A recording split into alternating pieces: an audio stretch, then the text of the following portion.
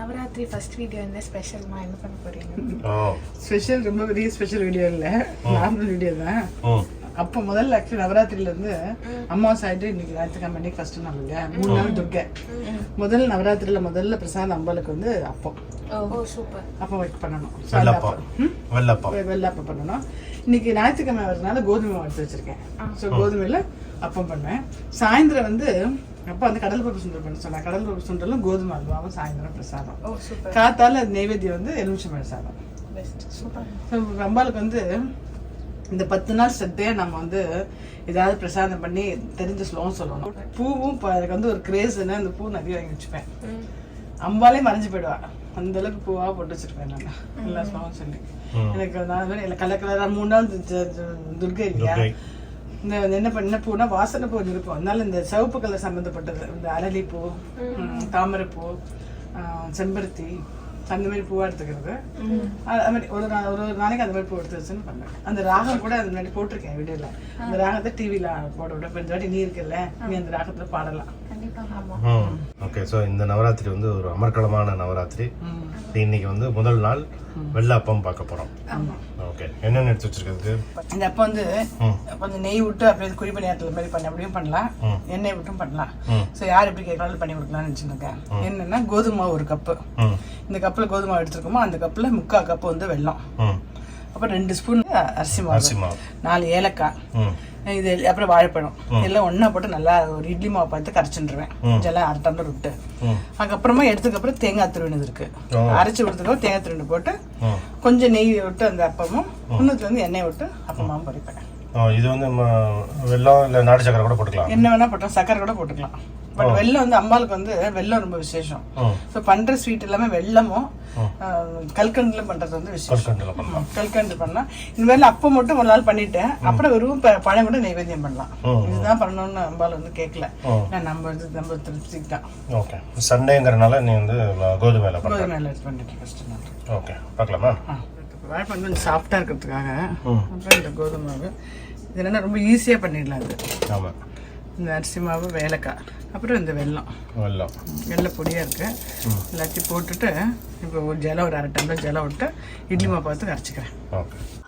அப்பா இன்னைக்கு வந்து நவராத்திரியோட முதல் நாள். நவராத்திரியோட ஹிஸ்டரி, நவராத்திரியோட தாத்பரியம், அதுக்கப்புறம் எதனால எப்படி நவராத்திரி உருவாச்சு, சோ அத பத்தி இன்னைக்கு அந்த கதையை கேட்கலாம் இன்னைக்கு. ஆமாப்பா, ஷூர். ஓகே, அரைச்சிட்டு இல்லையா, தேங்காய் கொஞ்சம் தெரியுது இருக்கு, போட்டு எல்லாத்தையும் கலந்துட்டு இதில் வந்து இதுதான் அந்த நெய்யை போன்னு சொல்லலாம். அது இது வந்து இதுனா கொஞ்சம் கொஞ்சம் நெய் விட்டுட்டு இதுலேயும் பண்ணலாம். இதில் நிறைய எண்ணெய் வச்சுருக்கேன், அப்பமாவும் பறிச்சுக்கலாம். ஸோ என்னென்ன அப்பம்னா கொடுத்தா எங்கள் வாங்கிப்பால் என்னன்னு தெரியல. இது அட்லீஸ்ட் இது வந்து கொஞ்சம் பேன் கேக் மாதிரி இருக்குன்னு சொல்லலாம். பணியாரம் மாதிரி பணியாரம் மாதிரி தான். இந்த கல்ல குத்துனா பணியாரம், இங்க குத்துனா குழந்தைக்கு வந்து டிஃப்ரெண்டா இன்வைட் பண்ணணும் இல்லையா சாப்பிட்றதுக்கு. டிசைன் கொட்டாதான் உள்ள போகும். பார்க்கறதுக்கு கலர் கலராக இருக்கணும், டிசைனாக இருக்கணும், அப்போ தான் பசங்களை அட்ராக்ட் பண்ண முடியும். இந்த அப்பா நெய் எண்ணெய் அப்படின்னு சொன்னா கூட இது ஒன்றும் தெரியல, நெய் உள்ளே போகும். ஆமாம்,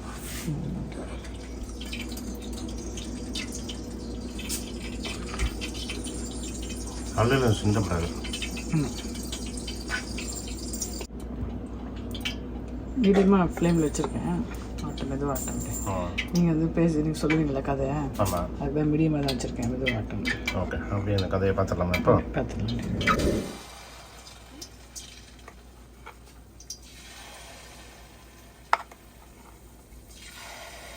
சொல்லுங்கள் அப்படியே. ஸோ இந்த நவராத்திரி அப்படிங்கிறது வந்து 9 நாள் அம்பாள் வந்து அசுரனை அழித்து 10ஆவது நாள் அசுரனை ஜெயிச்சு வந்த கதை தான் நவராத்திரி. 10ஆவது நாள் வந்து தசமி, விஜயதசமி அப்படின்னு சொல்லுவாங்க. 9 நாள் வந்து அசுரனோட போரிடுறான். யார் அசுரன், எந்த அசுரன் அப்படிங்கிறதுக்கு ஒரு கதை இருக்குது. ஒரு காலத்தில் மகிஷாசுரன் அப்படின்னு ஒரு பெரிய அசுரன். அவன் வந்து 1000கணக்கான வருஷம் தவம் இருந்து பிரம்மா கிட்ட ஒரு வரம் வாங்கினான், எனக்கு அழிவே இருக்கக்கூடாது அப்படிங்கிறான். இப்போ பிரம்மா சொல்றார்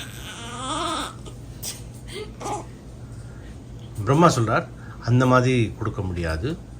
யாரால் அழிவு வரக்கூடாது, இல்லை யாரால் மட்டும்தான் வரணும் அப்படின்னு நீ சொல்லிட்டேன்னா நான் அதை மட்டும் தரேன் அப்படின்னு சொல்லும்போது அந்த அசுரன் வந்து பெரிய அசுரன், அரக்கன். அவன் வந்து ஒரு பெண்ணால் மட்டும்தான் எனக்கு ஆகணும், வேறு யாரும் என்னை வந்து அழிக்க முடியாது. ஸோ அவன் என்ன நினச்சிட்டான், பொண்ணு வந்து நம்மளை வந்து அது அழிக்க முடியாது, நம்ம கூட சண்டை போட முடியாது அப்படிங்கிற நம்பிக்கையில் கேட்டான். பிரம்மனும் சரி அப்படின்னு சொல்லிட்டான். அந்த வரத்தை கொடுத்துட்டு போயிட்டான் பிரம்மா. இப்போ 1000 வருஷம் தவம் இருந்து இன்னொரு 1000 வருஷம் எல்லாரையும் படுத்த ஆரம்பித்தான். ஏன்னா யாருமே அவனை வந்து அழிக்க முடியாது, அவங்க கூட சண்டை போட்டால் எல்லாரும் தோற்று போயிடுவான். அதனால என்னாச்சு, ஒரு நாள் 33 கோடி தேவர்களும் போய் மும்மூர்த்திகளை பார்க்குறா. யார் மும்மூர்த்தி? பிரம்மா, விஷ்ணு, சிவன் 3 பேரையும் போய் பார்க்குறான்.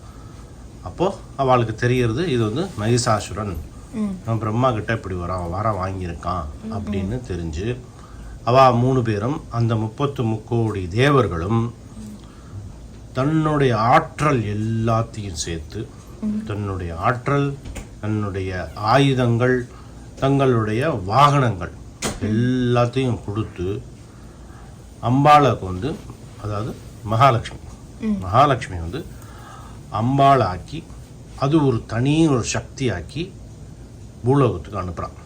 அதுதான் வந்து துர்கை, வந்து நவதுர்கை அப்படின்னு சொல்லுவோம். 9 நாள் 9 விதமான வடிவத்தில் வரான், பூலோகத்துக்கு வரான். இந்த மகாலட்சுமி வந்து அழகான ஒரு பெண்ணை உருவெடுத்து பூலோகத்துக்கு வந்துட்டுருக்கான், பூலோகத்துக்கு வந்துட்டான். அப்போது இந்த மகிஷாசுரனுடைய படையில் இருக்கிற ஒரு வேலையாட்கள் 2 பேர் பார்க்குறான். பார்த்து அழகாக இருக்காளே இந்த பொண்ணு, நம்ம ராஜா இவ்வளோ கல்யாணம் பண்ணிட்டா எவ்வளோ நல்லா இருக்கும் அப்படின்னு நினச்சி இந்த பொண்ணுகிட்ட வந்து கேட்குறான், ஏன் எங்களோட ராஜாவை நீ கல்யாணம் பண்ணிக்கப்படாது? அப்போ அந்த பொண்ணு சொல்கிறா, நல்ல விஷயந்தான் பண்ணிக்கலாம், ஆனால் என்கிட்ட நான் ஒரு சபதம் எடுத்திருக்கேன் அப்படின்னு சொல்கிறான். என்ன சபதம்? என் கூட சண்டை போட்டு ஜெயிக்கிறவாளை தான் நான் கல்யாணம் பண்ணிப்பேன் அப்படின்னு நானாக ஒரு சபதம் வச்சுட்டுருக்கேன். அதனால உங்கள் மன்னன்கிட்ட போய் சொல்லுங்க, என் கூட சண்டை போட முடியுமான்னு கேட்டுட்டு வாங்க, சண்டை போட்டு ஜெயிச்சார்னா அதுக்கப்புறம் பார்ப்போம்.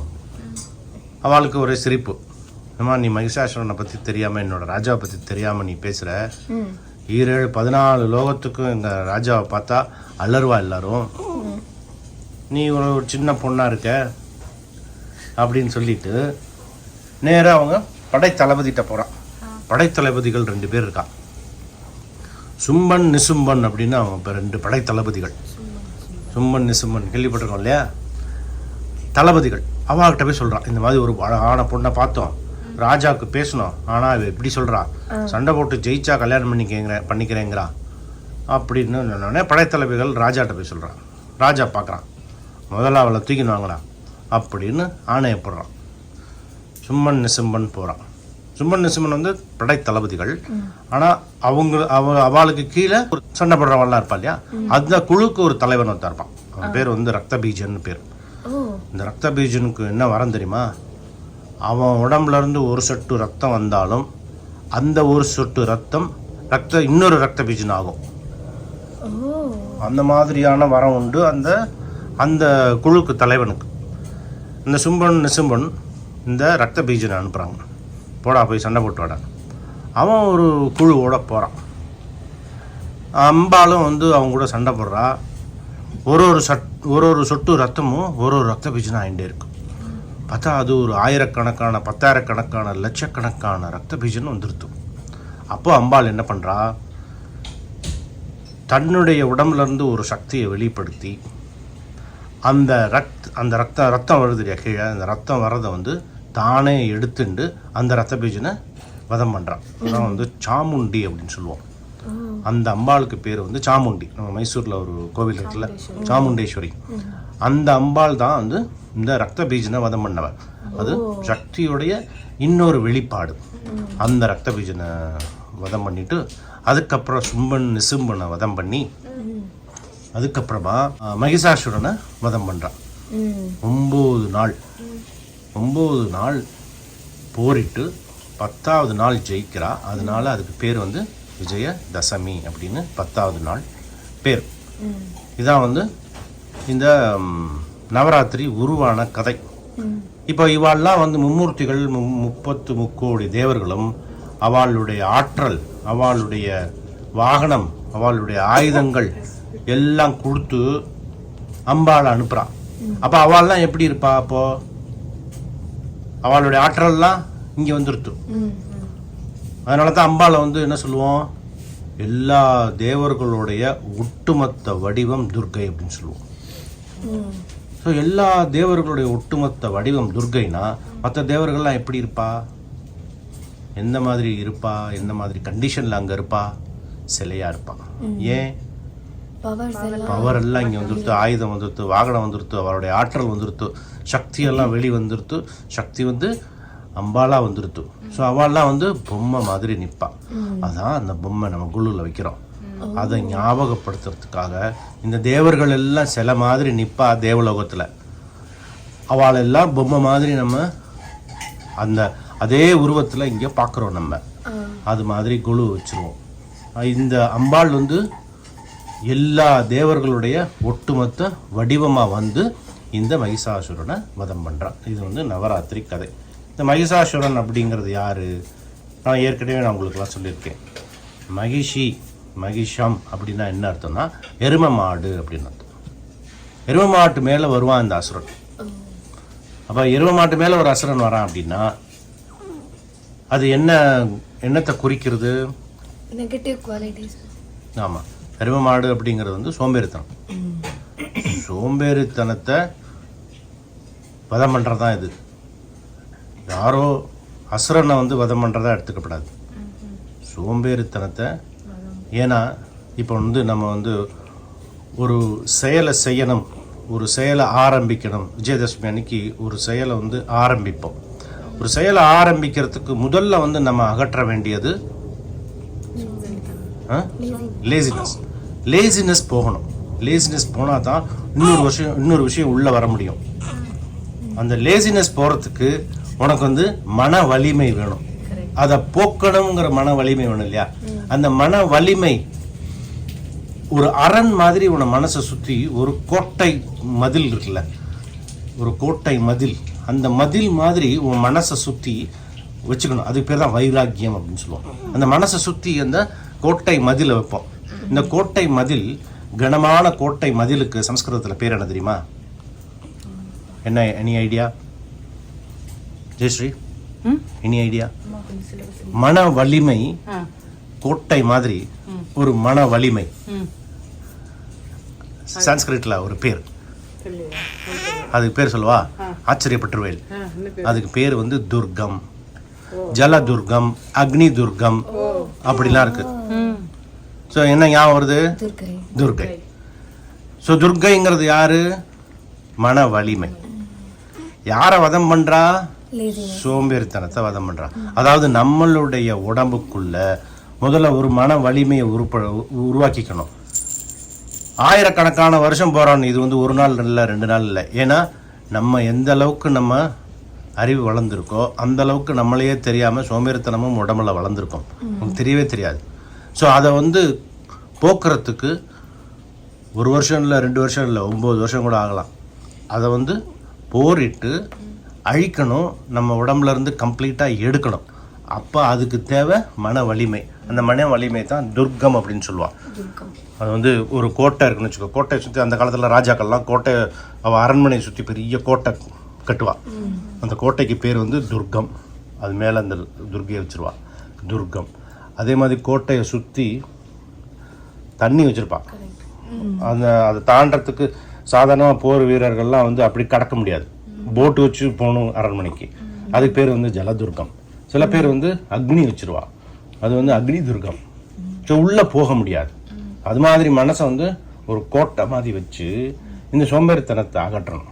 அகற்றினதுக்கு அப்புறம் என்ன வரும்? உனக்கு நல்ல விஷயங்கள் உள்ள வரும். இப்போ சோம்பேறித்தனத்தை போயிடுத்து. உனக்கு சோம்பேறித்தனம் போன உடனே உனக்கு வந்து நல்ல விஷயங்கள், இதை கற்றுக்கணும், அதை கற்றுக்கணும், இதை புரிஞ்சுக்கணும், அதை புரிஞ்சுக்கணும், இது படிக்கணும், அது படிக்கணும் அப்படின்னு விஷயங்கள் உள்ள வரும். அதுக்கு பேர் என்னது? கியூரியாசிட்டி. நல்ல எண்ணங்கள் உள்ள வரும். அதுக்கு பேர் என்ன? அம்பாள், மகாலட்சுமி. ஏன்னா நல்ல எண்ணங்கள் தான் செல்வம். செல்வம்ங்கிறது என்னது? நல்ல எண்ணங்கள், நல்ல செயல்கள். இதுக்கு பேர் வந்து மகாலட்சுமி. முதல் 3 நாள் துர்கை வந்து நம்ம உள்ள வச்சு சோம்பேறித்தனத்தை அகற்றிடுறோம். சோம்பேறித்தனம் அகற்றுறோம். வேண்டாத விஷயங்கள் வெளியே போன உடனே வேணுங்கிற விஷயங்கள் உள்ளே வந்துடும். அதான் மகாலட்சுமி.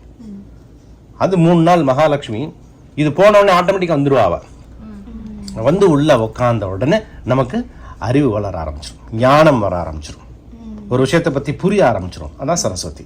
ஸோ துர்கை, மகாலட்சுமி, சரஸ்வதி இந்த 3 நாள் நம்ம இதை நினச்சிண்டே இருந்தோம் அப்படின்னா 9 நாள் இதை வந்து போரிட்டு அழித்து நல்ல விஷயங்கள் வந்து ஞானம் பிறந்து நம்ம வந்து 10ஆவது நாள் வந்து நம்ம நினைச்சதை சாதிக்க முடியும் அப்படிங்கிறது இந்த கதையோடைய தாத்பரியம். ரொம்ப நல்லா இருந்ததுப்பா. நல்லா இருந்ததா? தேங்க்யூ. ஸோ இன்னைக்கு நவராத்திரி முதல் நாள் வந்து வெள்ளப்பம் பண்ணிட்டோம். இது வந்து எண்ணெயில் அப்படியே பொரிச்சது. இது வந்து பணியாரக்கல்லில் பண்ணது. அது அப்பம், இது பணியாரம். தேங்க்ஸ் ஜெயஸ்ரீ. அம்மாளுக்கு வந்து காட்டுல பழம் இருந்துன்னு வச்சுங்களேன், என்னென்ன பழம் இருக்கோ நிவேதியம் பண்ணலாம். மாம்பழம் இருந்தது, அப்புறம் ட்ரை ஃப்ரூட்ஸ்ல இது வச்சேன் நான், பேரிச்சம்பழம் 2, கல்கண்டு வச்சேன். ஓகே, அமர்க்கலாம். தேங்க்யூ.